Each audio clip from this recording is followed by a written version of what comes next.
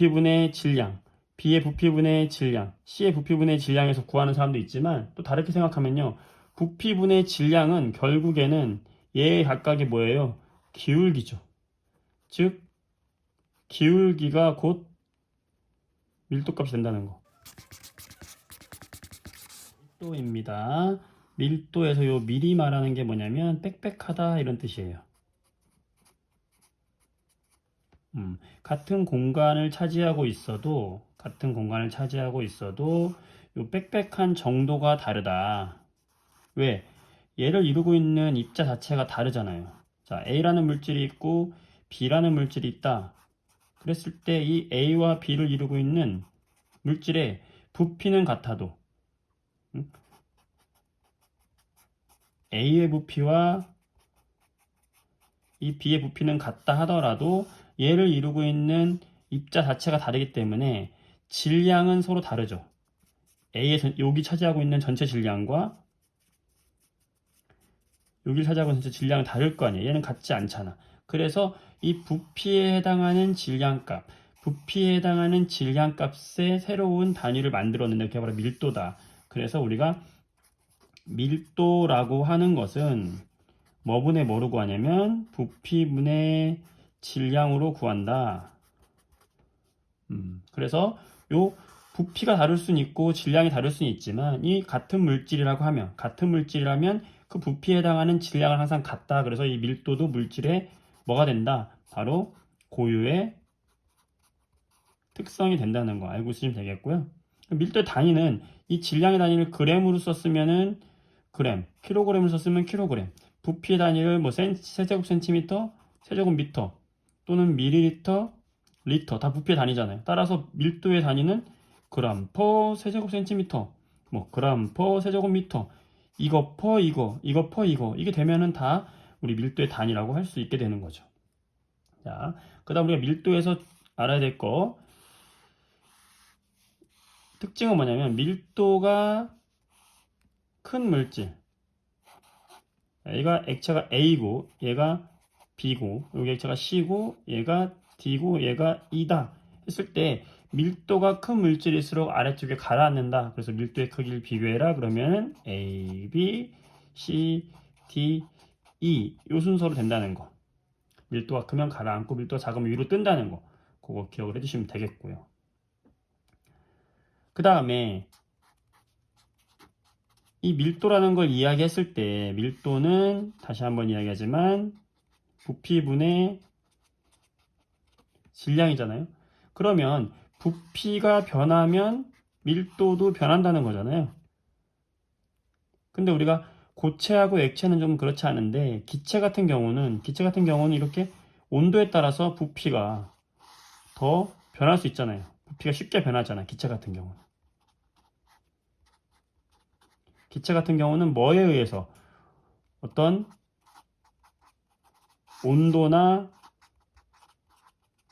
압력에 의해서 기체의 뭐가 부피가 쉽게 변하기 때문에 기체의 밀도도 변할 수 있다는 거지. 따라서 기체의 밀도를 우리가 표현해 줄 때는 반드시 뭐를 같이 써줘야 될까요? 어떤 온도와 어떤 압력에서의 밀도 값이다라는 것을 표현을 반드시 해줘야 된다. 그래서 기체 같은 경우에는 온도와 압력을 표시를 해줘야 된다. 그 말이 기체는 온도, 압력에 따라서 부피가 영향을 많이 받기 때문이다. 질량은 물론 안 변하죠. 그 안에 있는 질량은 변하지 않지만 부피가 쉽게 변하기 때문에 기체 같은 경우에는 이걸 같이 표현해 준다라는 거 기억을 해주면 되고요. 첫 번째, 두 번째. 자, 세 번째로 여러분들 기억을 해줘야 될 것은 자, 우리가 물 같은 경우 예를 들면 우리 보통 물의 밀도는 얼마냐면은 1g per 세제곱센티미터. 물의 밀도는 1이에요. 요거는 외워두기 바랍니다. 물의 밀도는 1인데 이 물에 어떤 물질을 넣었어요. 넣었더니 이 A라는 물질이 가라앉았어요. 그럼 밀도를 비교하게 되면은 물하고 A라는 물질 중에서 밀도가 누가 더 클까요? A가 물속에 가라앉았으니까 A 밀도가 더 크다고요. 그치? 근데 여기다가 소금을 넣었어. 소금을 넣었더니 소금물이라고 합시다. 자, 소금물을 계속해서 넣었더니 A가 떠올랐어. 왜 떠올랐을까요? 소금물과 물이 합쳐지면서 이 합쳐진 혼합력의 밀도가 처음보다 어떻게 된 거예요? 커지게 된 거지. 따라서 중요한 것은 우리가 밀도가 큰 물질이 섞여 들어가게 되면은 밀도가 그 중간값을 갖게 되면서 커지게 된다는 거. 기억을 해주면 되겠습니다. 아시겠죠? 자, 이때 밀도는 우리 어떻게 비교할 수 있겠어요? 제일 큰 건 누구겠어요? 소금물의 밀도가 더 컸다. 누구보다? A보다 컸다는 거고, 물의 밀도는 작았지만 이 물과 소금물이 합쳐지면서 A가 뜨게 된 것이다. 이것도 같이 알아두면 되겠죠? 수고했어요. 그럼 네 번째. 밀도에서 우리가 밀도 차이를 이용해서 하는 기구가 있죠? 이 기구를 우리가 뭐라고 합니까? 분별 깔때기라고 하죠. 이 분별 깔때기를 통해서 우리가 물질을 구별한다 라는 거 정도의 특징을 기억해 주면 되겠고, 또 밀도에서 나올 수 있는 것 중에서 다섯 번째, 그래프 문제가 나올 수가 있죠. 그래서 어떤 질량 값을 주고 부피 값을 줬을 때에 요 A와 B와 C 값을 비교하는 거. 그럼 어떻게 하면 돼요, 여러분들?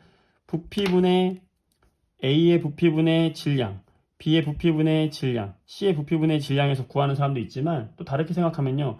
부피분의 질량은 결국에는 얘 각각이 뭐예요? 기울기죠. 즉 기울기가 곧 밀도값이 된다는 거. 물론 아래쪽이 X축이 부피일 때 얘기하는 겁니다. 부피분의 질량이 곧 기울기이기 때문에 이렇게 원점에서 기울기를 찾았을 때 기울기가 제일 큰 C, A, B 이 순서로 밀도 차이가 나온다는 것도 이렇게 구해보면 또 다른 방법으로 풀이 방법이 되겠죠. 이걸 같이 기억해 주셔 보세요. 1도는 이 정도 해서 하면 되겠습니다. 수고했어요.